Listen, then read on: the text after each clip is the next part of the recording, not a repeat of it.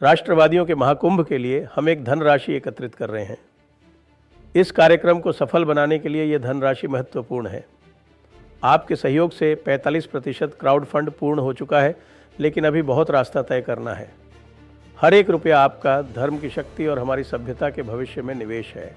अगर आप अब तक सोच रहे थे कि कब सहयोग करें, तो समय यही है। आइए 45% से 100% तक का सफ़र साथ मिलकर पूरा करें। आज ही सहयोग करें, धर्म को सशक्त बनाएं।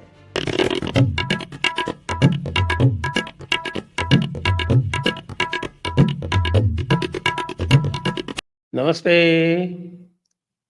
आप सभी का स्वागत है आज के इस कार्यक्रम में। हमारे साथ जुड़ गए हैं अनुपम मिश्रा जी, और अनुपम मिश्रा जी से बात करेंगे हम देश की भी विदेश की भी। और मेरे पास दो ऑप्शन है और दोनों ऑप्शन में तूतिया शब्द जो है वो निहित है। तो पहले ट्रंप वाली बात कर रहे हैं या कि बिहार वाली बात कर रहे हैं? घर से चलते हैं सर। तो साहब ये बताएं कि ये स्टालिन और ये रेवंत रेड्डी ये बिहार में क्या कर रहे हैं? देखें, राहुल गांधी को एक मोटी सी बात समझ में आ गई है कि we are going to lose Bihar. हमारा जो वोटर बेस था वो काट दिया इलेक्शन कमीशन ने। तो एक अच्छा तो उनको नहीं, आई सीरियसली मीन दैट। मेरी बात सुनो साहब, उनको समझ में आया कि साहब कोई भी पार्टी पौन करोड़ वोट लूज नहीं कर सकती। भाई 67-68 लाख वोट काटे गए। तो उनको समझ आया कि साहब हम तो हार ही रहे हैं, और मतलब हमसे मतलब है ये गठबंधन है, इंडिया हार रहा है। अब उन्होंने क्या किया कि 3 काम किए। उन्होंने कहा चलो साहब ये आपदा में अवसर ढूंढ लिया उन्होंने। पहला काम तो उन्होंने ये किया कि मुस्लिम इलाकों से अपनी यात्रा पूरी प्लान कर ली। अब तो एकदम वायरल हो चुका है, अगर आप पास नक्शा है तो आप फिर से दिखा सकते हैं कि किस तरह उनकी जो यात्रा है पूरी की पूरी मुस्लिम इलाकों से होकर जा रही है। अब तेजस्वी यादव को समझ आया कि साहब ये तो मामला बड़ा डेंजरस है, इसलिए वो उनकी गाड़ी चलाने लगे। उनको लगा कि इस बंदे को अकेले मुस्लिम एरिया में भेजना ठीक नहीं है, हैं? और मैं तो बार बार कहता हूं कि साहब जितने क्षेत्रीय दल हैं सब के सब कांग्रेस का मुस्लिम वोट खाकर ही बने हुए। भारत में एक भी क्षेत्रीय दल ऐसा नहीं है जो कि भाजपा के विरोध में खड़ा हुआ हो। जितने आज तक क्षेत्रीय दल बने हैं सब के सब कांग्रेस के विरोध में खड़े हों। मतलब चाहे लालू यादव ने अपनी पार्टी बनाई कांग्रेस के विरोध में, मुलायम सिंह यादव कांग्रेस के विरोध में, पटनायक, ममता बनर्जी, यहाँ तक कि केजरीवाल, कश्मीर में अब्दुल्ला फैमिली, मुफ्ती फैमिली, आप कहीं भी चले जाएं, साउथ में चले जाएं, आप देखिए जो एनटी रामाराव ने पार्टी खड़ी की थी कांग्रेस के विरोध में, ये जो देवगौड़ा वाले दल है कांग्रेस के विरोध में, यहाँ तक कि डीएमके भी कांग्रेस के विरोध में ही खड़ी हुई थी। तो भारत में एक भी दल आज तक भाजपा के विरोध में नहीं बना। जितने क्षेत्रीय दल बने हैं सब कांग्रेस के विरोध में बने हैं। उत्तर भारत में खास बात यह है कि, और खास तौर से बंगाल में खास बात यह है कि नॉर्थ में और ईस्ट में इन्होंने साहब कांग्रेस का मुस्लिम वोट बैंक खा लिया। अब राहुल गांधी परेशान है कि किसी भी तरह इस मुस्लिम वोट बैंक को वापस पाना है। तो उत्तर प्रदेश में वो अखिलेश यादव के कंधे पे चढ़ के अखिलेश यादव के ही पेट पे लात मारना चाह रहे हैं। वो चाह रहे हैं कि मतलब अखिलेश यादव की मदद से मैं अपना उत्तर प्रदेश में मुस्लिम वोट बैंक हासिल कर लूं। अखिलेश जानते हैं कि ये दिक्कत है, लेकिन चूंकि वो लगातार भाजपा से हार रहे हैं इसलिए वो कांग्रेस से हाथ मिलाए हुए हैं। 2024 में देखिए आप कि भाजपा ने कांग्रेस ने अपनी एक लोकसभा सीट को 6 गुना 6 कर लिया। भाई 6 सीट हो गई उनकी सिर्फ अखिलेश यादव की बदौलत। इसी तरह वो बिहार में भी उनकी जो हैसियत है अभी तक राष्ट्रीय जनता दल पे निर्भर है। तो वो साहब मुस्लिम वोट इलाके में निकल गए। पहला काम तो उन्होंने ये किया। दूसरा काम उन्होंने ये किया कि राहुल गांधी ने तेजस्वी यादव के मना करने के बावजूद नरेंद्र मोदी की डिग्री को मुद्दा बना दिया।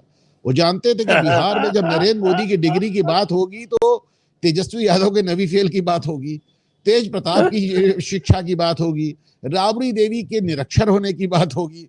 तो ये सब जानते हुए भी उन्होंने डिग्री को मुद्दा बनाया, और उसका जो हिटबैक आया वो सोनिया पे भी आया। सो उसकी उन्हें आदत पड़ चुकी है, लेकिन सबसे बड़ी बात लालू परिवार पे आया और चुनाव बिहार में हो रहा है। तीसरा काम उन्होंने ये किया कि चूंकि उन्हें मालूम है, आज देखिए एनडीए ने अपनी सीट फाइनल कर दी बिहार में और एक सीट ज्यादा दे दी उन्होंने नीतीश कुमार को, और केवल एक सीट ज्यादा देकर उन्होंने बता दिया कि नीतीश कुमार हमारे गठबंधन के अभी भी नेता है और साहब मुख्यमंत्री नीतीश कुमार ही बनेंगे। बनेंगे नहीं बनेंगे वो बात की बात है, अभी मैसेजिंग हो गई। अभी तक इनकी सीट फाइनल हुई नहीं। सीट फाइनल करने के लिए राहुल गांधी हर तरह के दबाव का इस्तेमाल करते हैं, ऐसे में वो स्टालिन को पकड़ रहा है।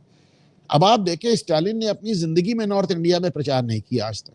स्टालिन की तो पूरे जीवन में वो चेन्नई के बाहर नजर ही नहीं आते, कभी कभार रेयरली दिल्ली में नजर आ जाते हैं। वरना जिस आदमी की पूरी राजनीति हिंदी, हिंदू और हिंदुस्तान के खिलाफ टिकी हो, देखिए हिंदी के खिलाफ उनकी राजनीति सब जानते हैं। हिंदुओं की जहां तक बात है, उनका लड़का सनातन खत्म करने की बात करता है, सनातन को कोड़ बताता है। और हिंदुस्तान की जहां तक बात है साहब, पिछले 100 साल से पेरियार से लेकर डीएमके तक इन लोग कई बार हिंदुस्तान से, भारत से अलग होकर अपना United states of south India बनाने की बात करते हैं। तो वो तो हिंदी, हिंदू, हिंदुस्तान तीनों के खिलाफ उनकी राजनीति है।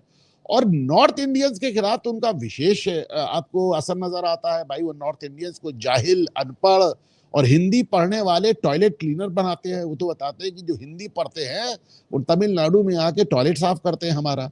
तो ऐसे आदमी को जब आप बुला कर लाते हैं बिहार, तो आप तेजस्वी यादव को बहुत डिफेंसिव पे डाल देते हैं। तो आप तो कई बार गले मिलते नजर आए स्टालिन से। तेजस्वी यादव ने मरे मन से एक बार हाथ मिलाया, पहले तो ट्वीट भी नहीं किया, फिर बहुत बाद में ट्वीट भी किया तो अंग्रेजी में किया। ये भी कमाल की बात है।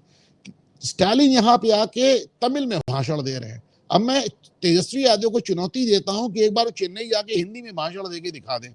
अगर मतलब उनको मतलब अंडों की बरसात ना हो जाए, उनको भगा ना दिया जाए वहां से, पर स्टालिन यहाँ पे तमिल पे भाषण देके ही चेन्नई चले गए। उन्होंने तेजस्वी यादव को अंग्रेजी में ट्वीट करने पर मजबूर कर दिया। तेजस्वी यादव ने अंग्रेजी में ट्वीट किया। अब बस एक आखिरी दांव राहुल गांधी के पास और रह गया है कि वो राज ठाकरे को और बुला ला बिहार में। तो कुल मिलाकर तेजस्वी यादव का एकदम मामला समाप्त हो गया।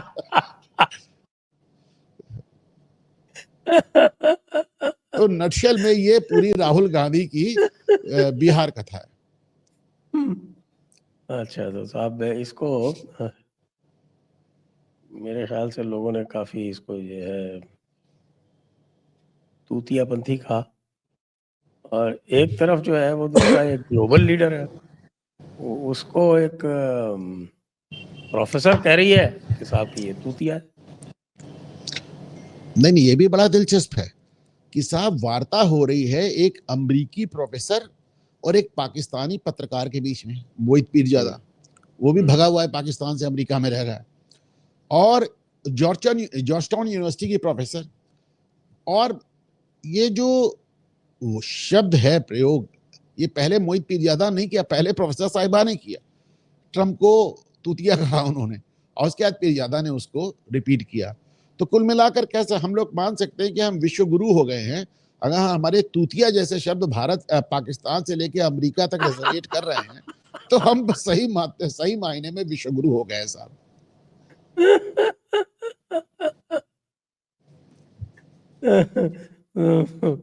तो ये जो विश्व गुरु का जो बड़ा ड्यूबियस डिस्टिंक्शन दिया विश्व गुरु का, लेकिन बात तो सही है। अरे साहब, हमारी गालियां अगर दुनिया ले रही है तो हमारा ज्ञान तो बहुत बड़ी चीज है।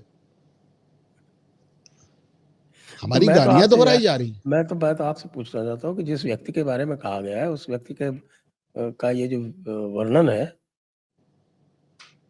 नक्शे का वर्णन जो किया गया है उसका, उससे सहमत हैं आप? ट्रंप के लिए कोई और शब्द ढूंढना पड़ेगा। ये मतलब, और फिर कभी कभी ये भी लगता है, देखिए साहब, क्यों आप उसको सामान्य तूतिया नहीं मानते?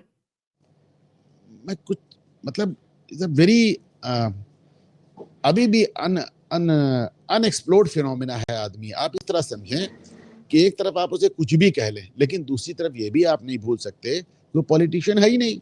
वो तो एक बिजनेसमैन है, यहाँ पे आके बिजनेस कर रहा है, 3 साल बाद चला जाएगा, फिर अमेरिका जाने, अमेरिका का काम जाने, उससे कुछ लेना देना नहीं है। कोई राहुल गांधी की तरह तो है नहीं कि राहुल गांधी के बाद भी प्रियंका भी खड़े हैं, फिर उनके भांजे भी खड़े हैं, 6 पुश्त ऊपर 6 पुश्त नीचे। उसके बाद से अभी किसी को राजनीति में भी नहीं आना है। मुझे तो कभी कभी ये भी लगता है कि ट्रंप के परिवार को अभी जर्मनी से आए केवल 100 साल हुआ है, तो कहीं ना कहीं उसका जर्मन खून भी जोश मारने लगता है, और उसको लगता है कि अमेरिका ही वो देश है जिसने जर्मनी को 2 बार ह्यूमिलिएट किया। तो वो तो अमेरिका का राष्ट्रपति बन के अमेरिका की सुपारी ले ली उसने। मतलब उसने अमेरिका के जितने स्ट्रैटेजिक एसेट्स थे सबको ध्वस्त कर दिया, अमेरिका की सारी दोस्तियां खत्म कर दी। मतलब पड़ोस में कनाडा से लेके यूनाइटेड किंगडम से लेके यूरोप से लेके भारत तक सब उसने मटिया मेट कर दिया। कोई अमेरिका को फायदा भी नजर नहीं आ रहा है साहब।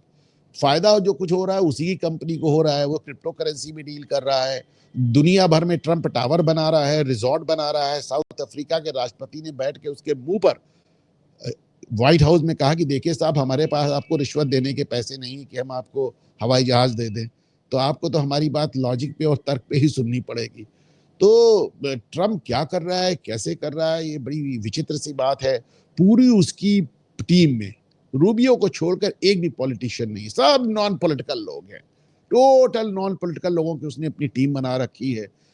अपने ही एनएसए, मतलब आप सोचिए, पिछले कार्यकाल में अपने एनएसए को उसने बर्खास्त किया था, फिर इस कार्यकाल में भी अपने एनएसए को बर्खास्त किया। अभी तक खुद ही एनएसए है, मतलब उसने अभी तक नया एनएसए नियुक्त भी नहीं किया। तो उसकी सिक्योरिटी पॉलिसी से लेके, मतलब मैं तो आज देखकर दंग हूं साहब। एक चीज जो अभी तक हमारे यहाँ पता नहीं क्यों चर्चा का विषय नहीं बनी, सीआईए ने अपने हैंडल से एक विज्ञापन जारी किया है, वीडियो विज्ञापन, जिसमें चीन के पॉलिटिशियंस को और चीन के ब्यूरोक्रेट्स को न्योता दिया गया है कि आप लोग गद्दार होके सीआईए के खबरी बन जाइए। आपने इससे पहले कभी इस तरह की बात देखी या सुनी है? मतलब बाकायदा उसने वीडियो जारी किया, और अभी ये वीडियो 2 दिन पहले उसने फिर से दोबारा रिपीट किया, just in case you missed it. मतलब किस तरह की हरकतें हो रही हैं भाई। मतलब ये ना कभी देखी गई, ना पढ़ी गई, ना सुनी गई, इतिहास के पन्नों में भी नहीं मिलती। कोई किसी देश की गुप्तचर एजेंसी खुलेआम एक दूसरे संप्रभु देश को न्योता दे, उसके अधिकारियों को, उसके राजनीतिज्ञों को, कि आओ हमारे लिए जासूसी करो। और अपने यहां सीआईए से लेके, एफबीआई से लेके, इंटेलिजेंस से लेके दसियों हजार लोगों को नौकरी से निकाल चुके हैं। अपने यहां जो नेशनल सिक्योरिटी एडवाइजर था पुराना, उसके यहां एफबीआई से छापे पड़वाए जा रहे हैं क्योंकि उसने किताब लिख दी।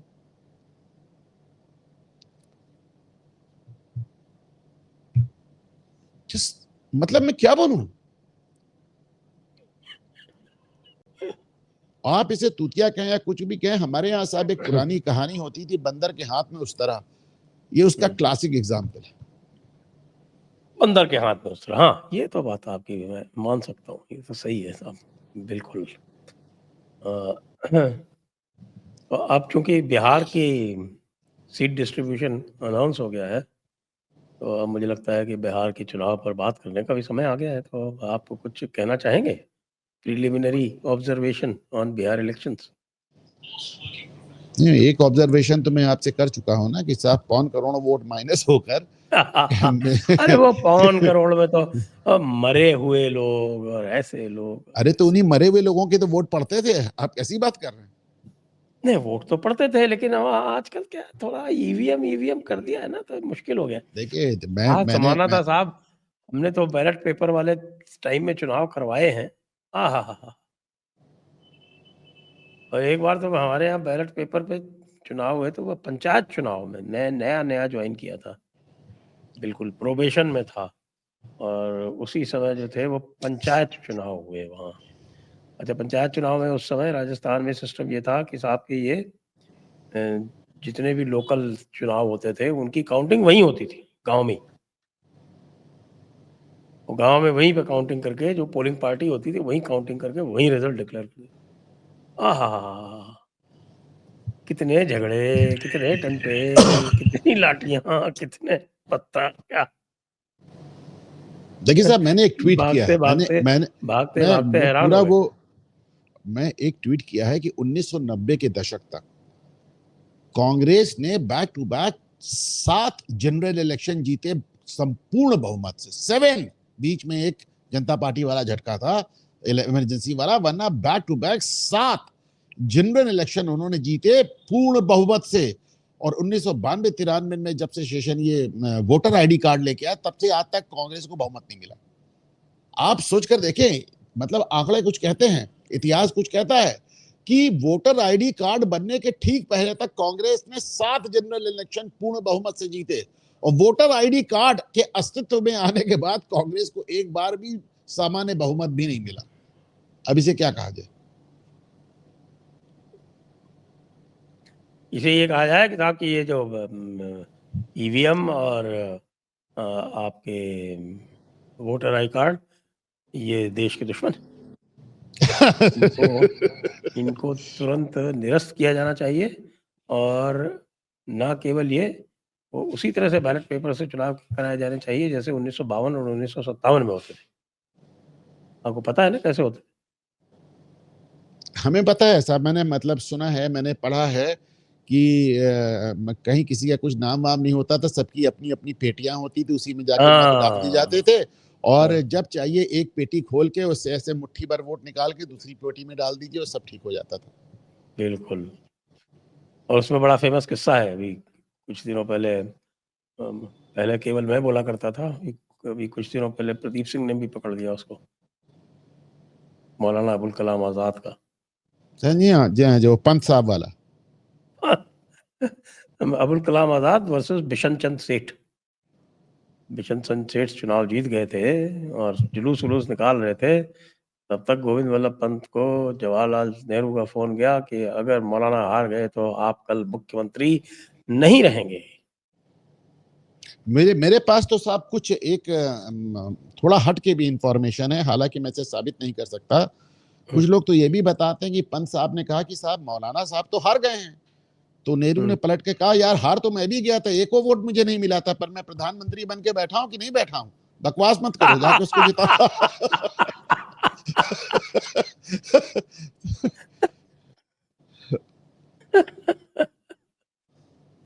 हाँ, ये इस तरह से भी इसको कहा जा सकता है, और भी उसमें इम्पैक्ट आ जाएगा। तो गोविंद वल्लभ पंत जी ने अपने मातहत को कहा कि उसको डीएम को बोलो, डीएम को बोलो। वो लिखा है उनको, शंभू नारायण श्रीवास्तव है क्या नाम उनका, उनकी किताब है।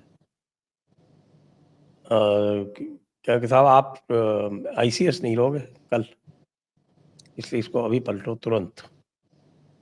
पलट दिया, इधर से उठाए और पेटी में से, इधर से एक ड्रम में इकट्ठे थे मौलाना वोट, दूसरे ड्रम में इकट्ठे थे विशन चंद सेठ के वोट। विशन चंद सेठ के वोट उठाए और डाल दिए, जिता आप दिया। सब एक आईसीएस अधिकारी को क्यों दोष दे रहे हैं? सबसे पहले वोट पलटने का काम तो हमारे बापू ने किया था, मोहनदास करमचंद गांधी ने, तो वही काम उन्होंने भी कर दिया सर। वही वोट चोरी आप लोग चढ़ जाते रहते हो, मगर मतलब राहुल गांधी को के साहब की पहली वोट चोरी जो थी वो जवाहरलाल नेहरू ने की थी, दूसरी चोरी जो थी वो इंदिरा ने की थी। अरे वो कोई जेन्युइन इशू लेके निकला है वोट नहीं चोरी का, देखिए, आप नेहरू जी उसको ने हंसी वोट में उड़ा देते हो आप। वोट नेहरू चोरी ने का वोट जेन्युइन इशू नहीं है कि आपके निजाम में? नेहरू ने वोट चोरी नहीं की थी, उन्होंने एक भी वोट पटेल का नहीं लिया, उन्होंने माना कि मुझे कोई वोट नहीं मिला, उसके बाद वो डंके की चोट पे बन गया प्रधानमंत्री। इसको डकैती कहते हैं, चोरी तो वो होती है जो आप बता रहे हैं, ये तो डकैती थी सीधे।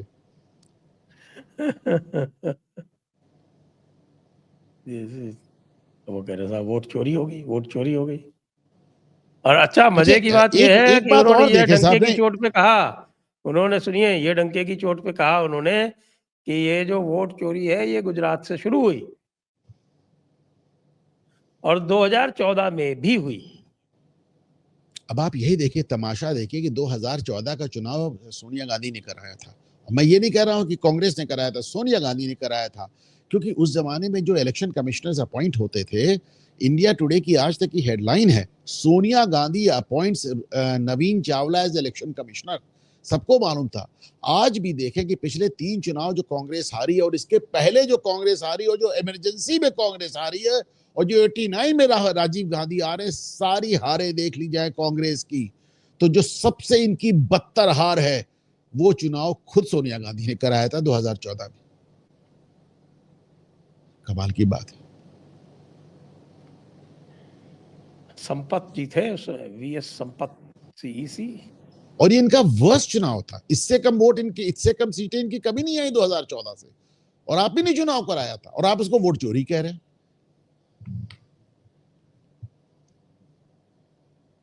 आप जो है वो हमारे राहुल जी को सीरियसली लेना ही नहीं चाहते हो। आज तो बस उनके साथ भी हादसा हो गया ना, है राजगोपालन जी, उन्होंने उनके लिए वो ट्रम्प वाला विशेषण उपयोग में ले लिया। गलत बात है, अभिषेक ऐसे नहीं करना तिवारी कॉल चाहिए। कर रहे हैं। अभिषेक तिवारी जी को कहिए कि हम बिजी हैं। अभिषेक तिवारी जी आप सुन लीजिए, संजय दीक्षित साहब बता रहे कि हम लोग प्रोग्राम चल रहा है।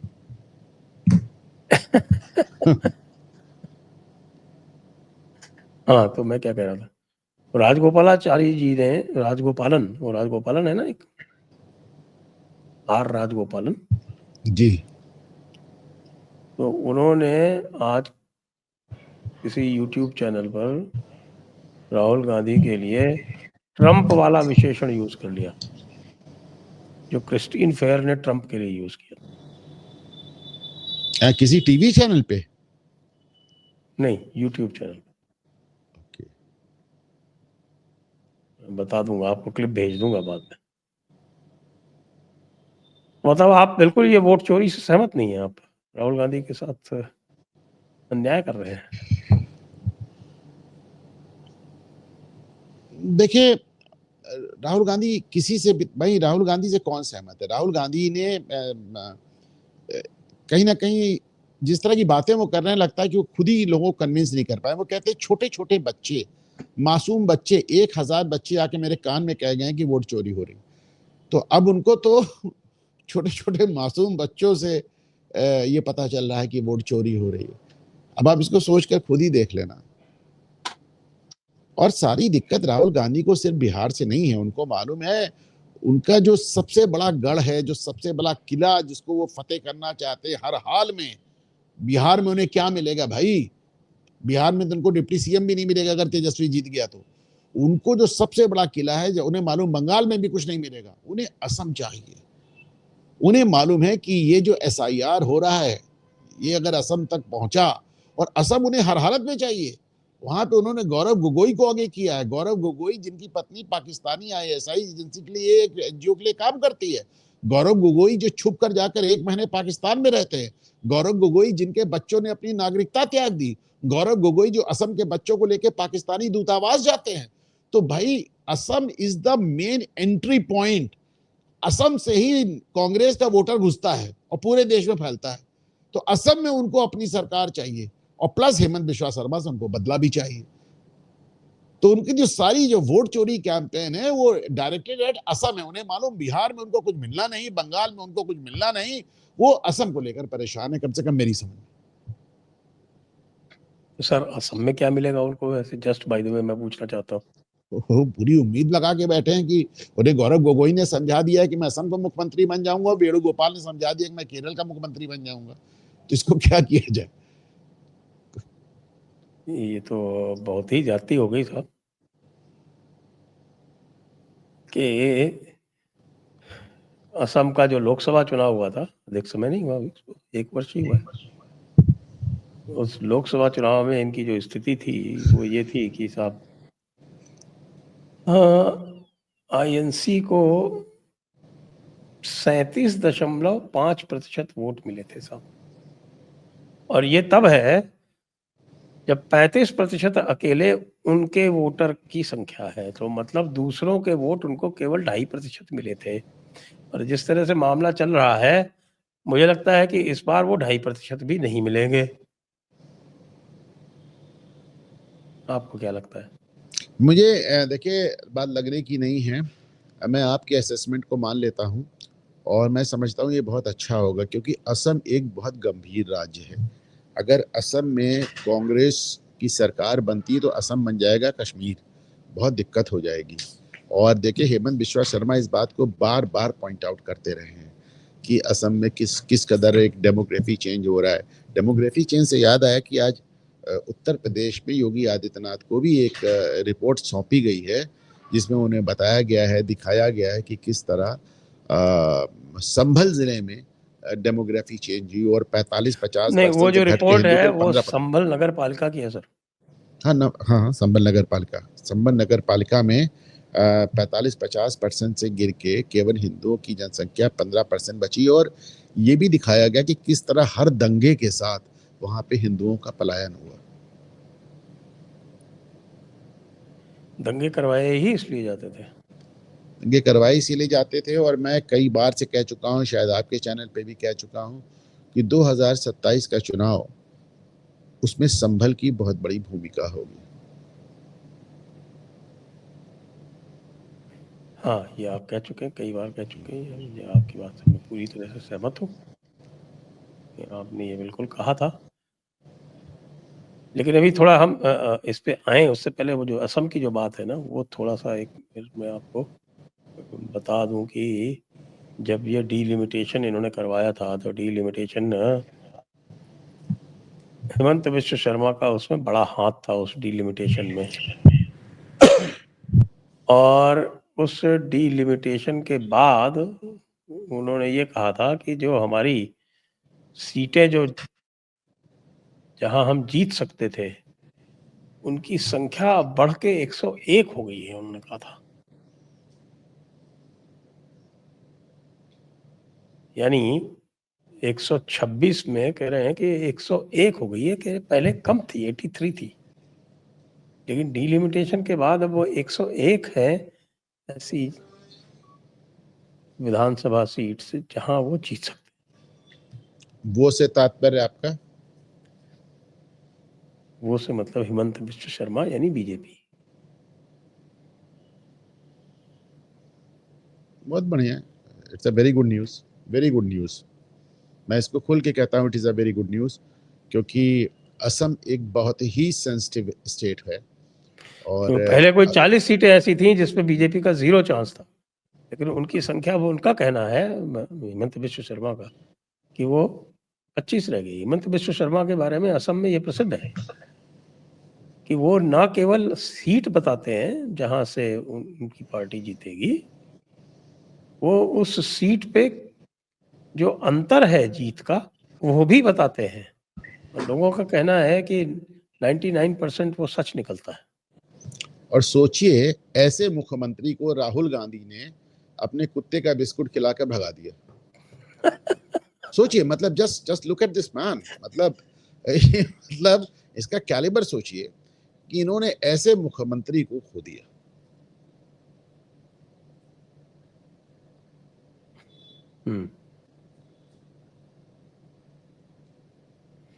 देख लीजिए आप, उसने पूरा का पूरा नॉर्थ ईस्ट बीजेपी को दिलवा दिया, पूरा का पूरा north east, not just Assam. नहीं, किसने दिलवा दिया? राहुल गांधी ने कि हिमंत बिश्व शर्मा? हिमंत बिश्व शर्मा, हिमंत बिश्व शर्मा। तो इसको आप ये भी कह सकते हैं ना, राहुल गांधी ने दिलवा दिया।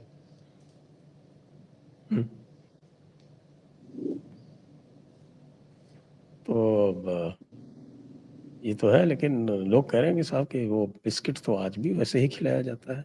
आपके पास क्या सूचना है?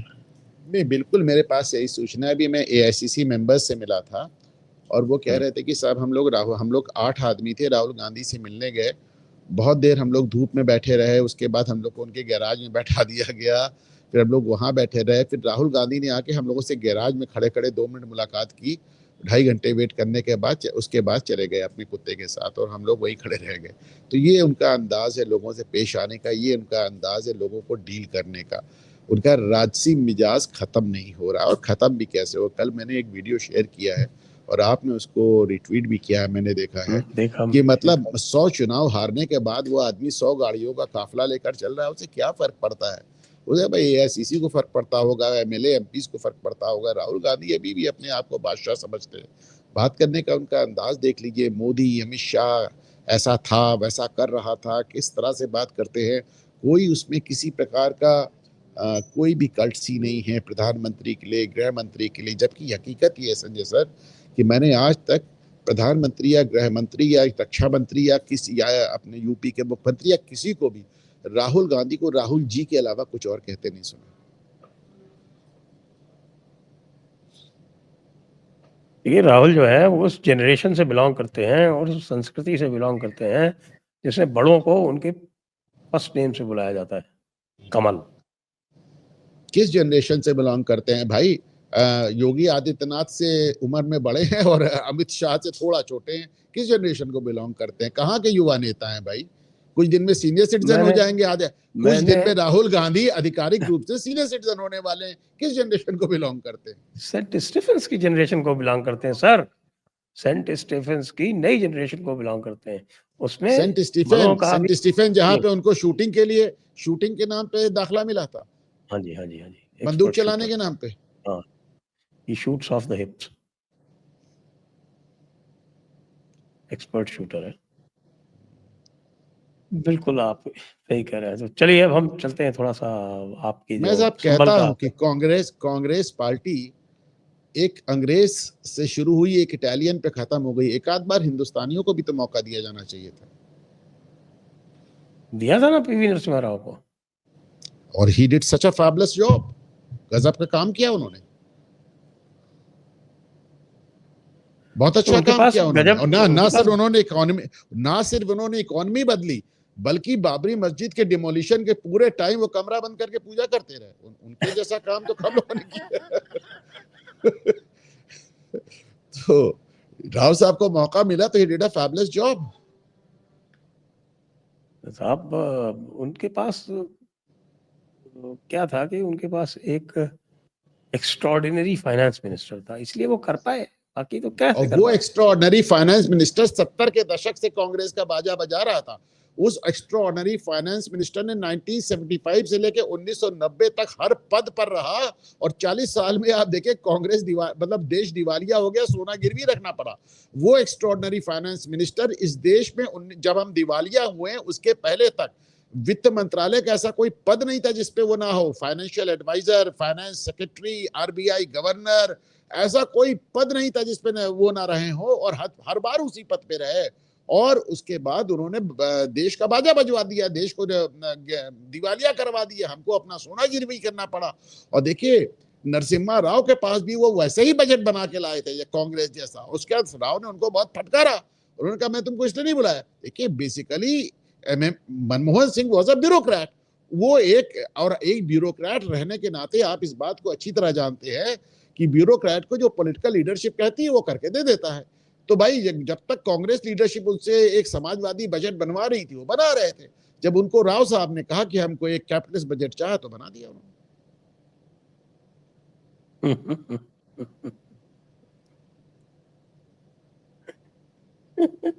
जितनी चाबी भरी राम ने उतना चले खिलौना। ब्यूरोक्रेट्स की बात हो रही है, सोच के बोलिए।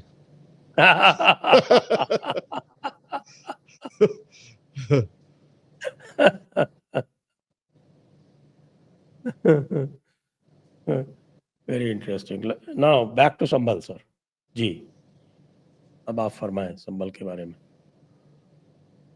संभल, देखिए अयोध्या पे चुनाव हो चुका, किसी हद तक काशी पे भी चुनाव हो चुका। अब बारी मथुरा की है। मथुरा वाला मामला उतना वार्म अप नहीं कर रहा है, अब संभल पे ही चुनाव होगा। और मैं ये बात इतने लंबे दिनों से कह रहा हूं कि अभी मैं देख रहा हूं कि जो वहां से सांसद है जियाउर रहमान बर्क, उन्होंने अभी एक हफ्ते पहले बयान दिया है कि मुझसे लोग कह रहे हैं कि संभल पर चुनाव होगा। और उसके आगे उन्होंने अपनी लंबी चौड़ी तकरीर की है, लेकिन ये बात उन्होंने भी स्वीकारी है।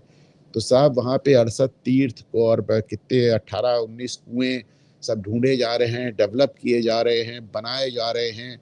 और जहाँ पे हिंदू पॉपुलेशन केवल 15% जिस इलाके में बची है वो भी डंके की चोट पे जा रही है। और मुस्लिम इलाकों में जो उनके मंदिर कब्जा हो गए थे उसमें जाकर पूजा कर रहे हैं और आराम से आ रहे हैं। और एक मतलब 15% मुसलमान वहाँ जिस तरह 15% हिंदू वहाँ जैसे रह रहा है इस समय, तो वो अपने आप में देखने लायक है। और फिर एक हरिहर मंदिर वाला इशू चल ही रहा है। इस बार अभी योगी गए थे जब संभल, तो आपने देखा तो उन्होंने हरिहर मंदिर की हवा में ही हेलीकॉप्टर से 3 बार परिक्रमा की थी।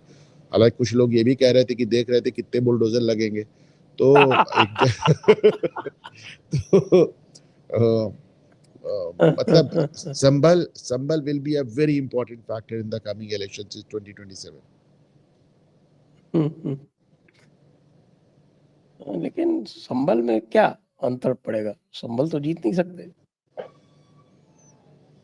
रामपुर जीत सके हैं साहब, आपको मालूम है। हाँ, बाई इलेक्शन जीत गए थे रामपुर में। रामपुर भी जीता गया है, वो बात ही नहीं है। देखिए संभल एक सीट जीते या ना जीते, बात तो यही है ना कि जो संभल से जो मैसेज निकलता है दूर तक जाता है। अभी जो ये रिपोर्ट सामने आई है 15% वाली, किस तरह हिंदुओं ने वहां से पलायन किया, so this is really very disturbing data, very disturbing data. और डेमोग्राफी अपने आप में एक सीरियस कंसर्न है, और सिर्फ भारत में नहीं है, पूरी दुनिया में है। लेकिन दिक्कत यह है कि सारा भाषण भारत को दिया जाता है। कल मैं देख रहा था, बांग्लादेश के चीफ एडवाइजर मोहम्मद यूनुस कह रहे थे कि अब हम रोहिंग्याओं का बोझ और नहीं उठा सकते, पूरी दुनिया हमें मदद करे इनको लात मार के यहाँ से निकालने में। आप देख रहे हैं कि पाकिस्तान अफगानियों को भगा रहा है, भगा चुका है। आपने देखा ईरान ने अफगानियों को निकाल दिया। ट्रंप साहब तो उनको जहाजों में भर भर के वापस कर रहे हैं। यूरोपियन कंट्रीज इन लोगों से कह रही कि साहब पैसे ले लो, लौट जाओ अपने देश में। वो उनका एक अलग अंदाज है। लेकिन जब भारत इस बात की करता है तो बाकी दुनिया तो जाने दीजिए। हमारे देश के अंदर से वो आपने देखा, हर्षमंदर पहले जो बात कह रहे थे, अब वो सईदा साहब कहने लगी, सईदा साहिबा कहने लगी, सईदा हम वो कह रही है कि साहब वो तो अल्लाह की धरती है और वो भी बांग्लादेशियों का हक है। वो भी अल्लाह की देन है। वो भी अल्लाह की देन है।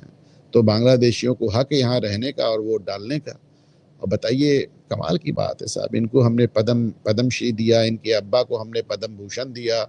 इनके अब्बा बिना ब्यूरोक्रेसी से आए वे शिक्षा सचिव रहे, और शिक्षा सचिव भी उस आदमी के रहे जो शिक्षा मंत्री होने के लिए जिसने स्कूल जाने की जहमत नहीं उठाई। तो इस सब देने के बाद भी तो कुल मिलाकर आपको नजर आता है हामिद अंसारी से लेकर सईदा हामिदा तक कि साहब आप कुछ भी कर लीजिए, इनका ये उम्मत वाला नशा उतरने वाला नहीं है।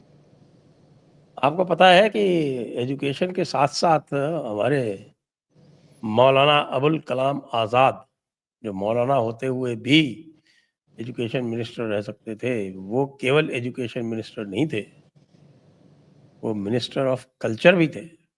संस्कृति उन्हीं से निकलती थी।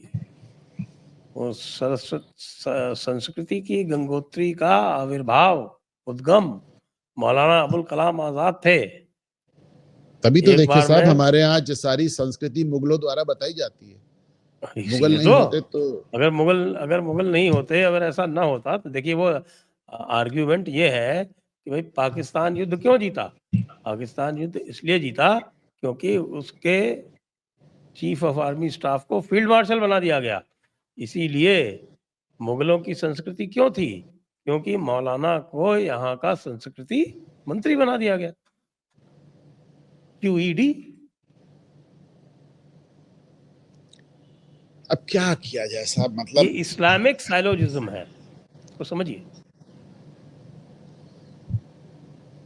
देखिए ना, भाजपा भी 11 साल से सत्ता में है। They have change a lot, बहुत कुछ उन्होंने बदला है, इसमें दो राय नहीं है। सबसे बड़ी बात मिजाज बदला है, सबसे बड़ी बात हौसला बदला है, बहुत कुछ बदला है। लेकिन when it comes to history books and NCERT books, अभी भी बहुत काम होना बाकी है। मैं एक बार ICCR के दफ्तर में गया, ICCR के चेयरमैन से मिलने, और चेयरमैन साहब के यहाँ मैं बैठा तो सबसे पहले मेरी नज़र पड़ी जो उनका जो लीडर बोर्ड था, जिसपे चेयरमैन के सबके नाम लिखे हुए थे। उसमें मैंने एक चीज पाई कि पहला हिंदू अध्यक्ष ICCR का 1972 में आया। Hence proved once again that culture means Mughal culture, Islamic culture. एक centre for this is so एक एक अनफॉर्चुनेट एक जो बात आप बता रहे हैं कि एक पहला सेंटर हिंदू फॉर अध्यक्ष। इस्लामिक कल्चर भी है वहां पे। नहीं, दैट आई नो, लेकिन आईसीसीआर का पहला हिंदू अध्यक्ष 1972 में अगर आया तो ये अपने आप में कितनी दुर्भाग्यपूर्ण बात है।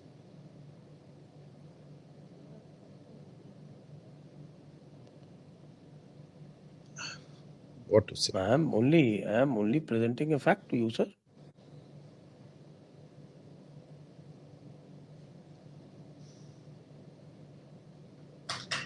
आज भी लोग कहते हैं ना ICCR कुछ करती नहीं, ICCR कुछ करती नहीं, वो सारा का सारा स्टाफ जो है उसी जमाने का बैठा हुआ है।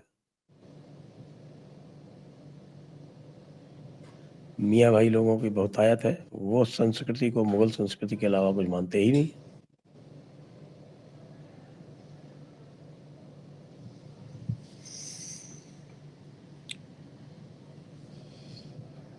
ट्रम्प को देखिए, 20,000 25,000 आदमियों को बर्खास्त किया उसने अलग अलग डिपार्टमेंट से।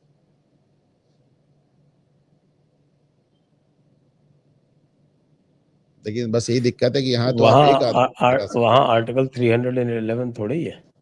कह तो रहे यहाँ आप एक आदमी को नहीं हटा सकते। जुडिशरी का भी अपना बहुत बहुत ज्यादा दखल अभी जुडिशरी मैं की देख बात रहा आ गई साहब, तो आप दो नहीं बड़े मैं बड़े अभी सोच मुकदमे रहा चल रहे अभी मैं देख रहा था कि सीजीआई साहब कह रहे थे कि हैं। हमने सरकार को जज बनने से रोक दिया, तो मुझे उनकी बात पसंद आई। लेकिन मुझे लगता है कि सरकार को भी कहना चाहिए कि हमने जुडिशरी को सरकार चलाने से रोक दिया। ये कब कहेंगे? ये कहा ना, मनमोहन सिंह ने कहा था। तुषार तुषार मेहता ने क्या कहा जब इन्होंने कहा कि साहब कि how can you sit if you are not passing bill for years and years. Because of then can the president take up a case where trial has been dragging on for years and years?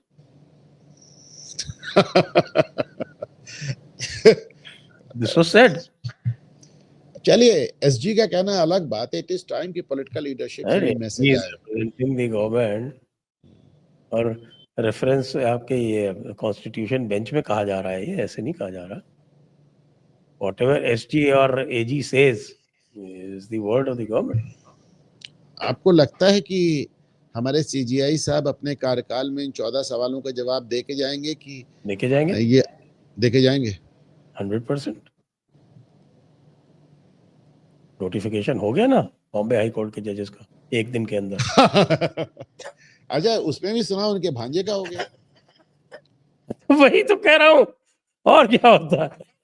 कि आपको और इतना अनुभव है मतलब judiciary नहीं का, नहीं देखिए, और जुडिशियल हमारी हमारी अपॉइंटमेंट्स का। हमारी हमारी हमारी इकलौती कॉलेजियम मेंबर जो बवाल मचा रही हैं, वो पटना हाई कोर्ट के सीजे के बारे में, जस्टिस पंचोली के बारे में बवाल मचा रही, लेकिन सीजीआई के भांजे के बारे में उन्होंने एक शब्द नहीं कहा। वो इसलिए नहीं कहा कि उस कॉलेजियम में वो है नहीं, वो 3 जज कॉलेजियम। नहीं, अप्रूव तो सुप्रीम कोर्ट से ही हुआ होगा ना। तो 3 जज कॉलेजियम है ना हाई कोर्ट का। तो नहीं, अप्रूव तो सुप्रीम कोर्ट वो तो कॉलेजियम नंबर ने 5 किया पे ना। है, वो तो नंबर 5 पे है, वो सुप्रीम कोर्ट में ही वाले कॉलेजियम में आती है। अप्रूव तो सुप्रीम कोर्ट कॉलेजियम ने किया ना, 5 लोगों के कॉलेजियम ने किया ना। सुप्रीम कोर्ट के कॉलेजियम दोनों अलग अलग हैं, हाई कोर्ट के और उसके। नहीं, बिल्कुल अलग है। हाई कोर्ट के कॉलेजियम 3 लोगों का होता है, सुप्रीम कोर्ट के कॉलेजियम 5 लोगों का होता है। लेकिन हाई कोर्ट के कॉलेजियम से निकल के आने वाले काम जो नाम होते हैं अप्रूव तो सुप्रीम कोर्ट के कॉलेजियम से ही होते हैं। नो, बिल्कुल नहीं। अरे, हाई कोर्ट से जो जजेस के नाम आएंगे वो सुप्रीम कोर्ट ही तो उन्हें फॉरवर्ड करता है सरकार को। तो सुप्रीम कोर्ट कौन है? सुप्रीम कोर्ट के जो एडमिनिस्ट्रेटिव ड्यूटीज हैं वो चीफ जस्टिस के पास होती हैं sir, chief justice of India के पास।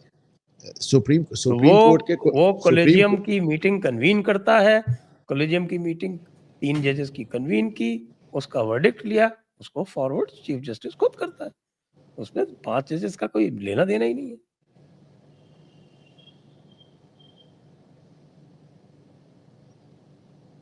आपको पिछली बार कब याद आता है कि कॉलेजियम ने 4-1 या 3-2 से नाम भेजे हो? मुझे ये पता है कि मोदी सरकार के आने के बाद में एक भी स्प्लिट वर्डिक्ट वाला जो अपॉइंटमेंट है वो इन्होंने किया नहीं, या तो रिजेक्ट कर दिया है, फिर सुप्रीम कोर्ट ने खुद ही विथड्रॉ कर लिया है। नहीं, याला तो सरकार ने एक्सेप्ट कर लिया, पंचोली साहब वाला तो एक्सेप्ट कर लिया। अब कैसे नहीं करेंगे सर? जोली साहब का है, 57वें नंबर पे हैं सर, गुजरात के हैं ना।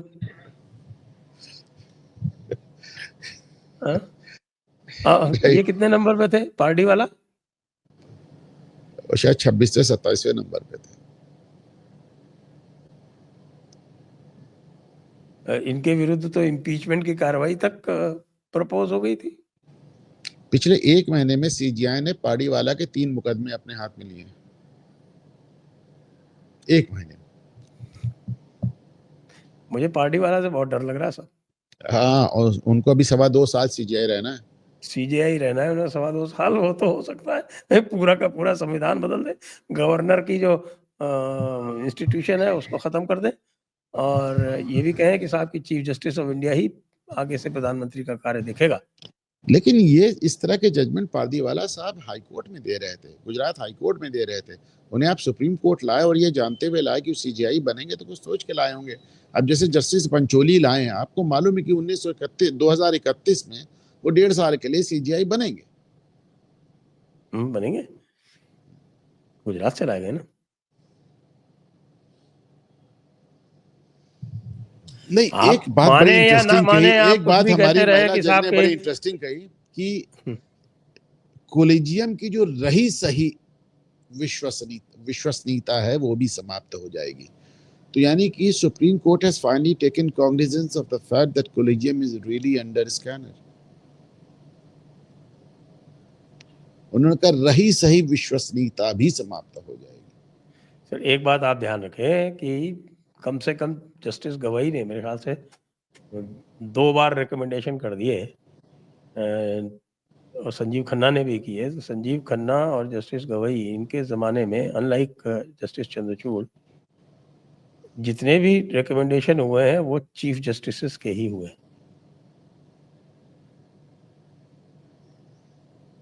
चंद्रचूड़ जी तो किसी के कर देते थे, एहसान अमानुल्लाह, बीवी नागरत्ना,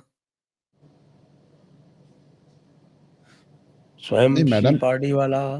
मैडम नागरत्ना भी तो होंगी सीजे, वो भी 36 दिन ना, के लिए वो भी होंगी। वो बनेगी सीजे, लेकिन थी नहीं सीजे, सीजे आई हाँ। बनेगी। अच्छा साहब, ये आप जजेस जो हैं ये आपस में क्यों लड़ रहे हैं सब? 18 जजेस वर्सेस 56 ये हमने जजेस। पिछली बार भी आपके प्रोग्राम में कहा था कि जुडिशरी में बहुत ढेर सारा मतभेद देखा जा रहा है, और मैंने आपको एग्जाम्पल्स भी दिए थे। कुछ ऐसा हुआ है जो मैंने पहले कभी जुडिशरी में नहीं देखा, यानी जस्टिस गवई का सरकार को ये कहना कि जस्टिस चंद्रचूड़ बंगला खाली नहीं कर रहे तो छीन लो। मतलब ये मेरी भाषा है, पर बेसिकली कहा तो यही का। सुप्रीम कोर्ट के रजिस्ट्रार से सरकार को चिट्ठी लिखी कि वो जो बंगला ले लीजिए, ये जानते हुए कि चंद्रचूड़ ने खाली नहीं किया। इतना ही नहीं, जस्टिस गवाई ने सुप्रीम कोर्ट के एक जज के रिटायरमेंट पे ये भी कहा कि देखिए साहब, इन्होंने तो रिटायर होते ही बंगला खाली कर दिया, मैं भी खाली कर दूंगा, that is how it is done. वो सीधे सीधे चंद्रचूड़ पे, मतलब एक सीजीआई पिछले सीजीआई पे इस तरह खुलेआम हमला कर रहा है, ये मैं पहली बार देखा। दूसरी बार आप देखें, एक तरफ से हमारे वाइस प्रेसिडेंशियल कैंडिडेट लिए 18 जजों का समूह उतरता मैदान में, तो दूसरी तरफ से 57 जज उतर आते हैं। तो ये सब अनप्रेसिडेंटेड है, ऐसा पहले कभी भी नहीं देखा गया। और अब फाइनली, मुझे याद नहीं आता पिछली बार कोलेजियम में, सुप्रीम कोर्ट कोलेजियम में इस तरह खुल के डिफरेंसेस अगर कभी हुए भी होंगे तो कभी सामने तो आए नहीं। मैंने तो नहीं देखा कि साहब वो 4:1 के रिकमेंडेशन किया जाए। तो हर लेवल पे, कोलेजियम के लेवल पे, चीफ जस्टिस ऑफ इंडिया के लेवल पे, जजेस के लेवल पे, और रिटायर्ड, अच्छा, और चौथा कि पारदीवाला साहब जस्टिस प्रशांत सिंह को इलाहाबाद हाई कोर्ट में ऐसा कह रहे हैं तो कि इनके सब मुकदमे ही छीन लो क्रिमिनल वाले। तो यानी कि सीजीआई के लेवल पे, सीजीआई के नीचे जजेस के लेवल पे, हाई कोर्ट के लेवल पे, सुप्रीम कोर्ट के लेवल पे, कोलेजियम के लेवल पे, और रिटायर्ड जजों के लेवल पे, हर लेवल पे आपको जिस तरह के डिफरेंसेस, जिस तरह का पोलराइजेशन नजर आ रहा है, मैंने तो नहीं देखा जुडिशरी में कभी। और देखिए ये पहले से समझ में आ गया था, ये समझ में आया था, मुझे उस मामले समझ में आया था जब सुप्रीम कोर्ट की एक बेंच ने कहा कि साहब तीस्ता सीतलवाड़ के खिलाफ मुकदमा दर्ज करो, और दूसरी बेंच ने उनको रात को 10 बजे जमानत दे दी। तो नहीं, दूसरी ने नहीं दी थी, तीसरी ने दी थी। अरे दूसरी में तो 1-1 हो गया था। हाँ, दूसरी में 1-1 हो गया और तीसरी ने जमानत दे दी, और वो बेंच बनाई जा रही है एक डांस प्रोग्राम से रात को 9 बजे फोन पे। तो ये सब अनप्रेसिडेंटेड है, कभी देखा नहीं गया जुडिशरी में। हाँ तो साहब, जले हुए नोट कब मिले पहले जुडिशरी में? हाँ, वो भी है, वो भी है, वो भी है। नहीं, निर्मल यादव वाला केस हुआ था, जले हुए नोट नहीं, वहां तो खरे खरे वो नोट मिले थे भाई। निर्मल यादव वाला केस आप भूल गए, Punjab high court, Punjab Haryana high court वाला मुद्दा, लेकिन उसमें कभी कुछ हुआ ही नहीं। उसमें तो नोट जले भी नहीं थे, उसमें तो एकदम हरे हरे नोट मिले थे। और मैडम एक्विट भी हो गई, उसके पहले वो पूरा टेन्योर करके रिटायर हुई। तो ये है ना कि साहब समर्थ को नहीं दोष कुछ। गोस्वामी तुलसीदास जी बहुत ऐसी ऐसी बातें कह गए हैं ना। रवि पावक जुडिशरी नहीं।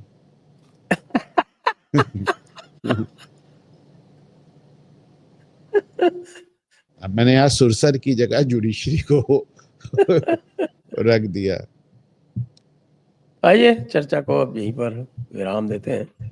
सभी दर्शकों को बहुत बहुत धन्यवाद, अनुपम जी को भी बहुत बहुत धन्यवाद। जय हिंद, जय भारत, वंदे मातरम। वंदे मातरम।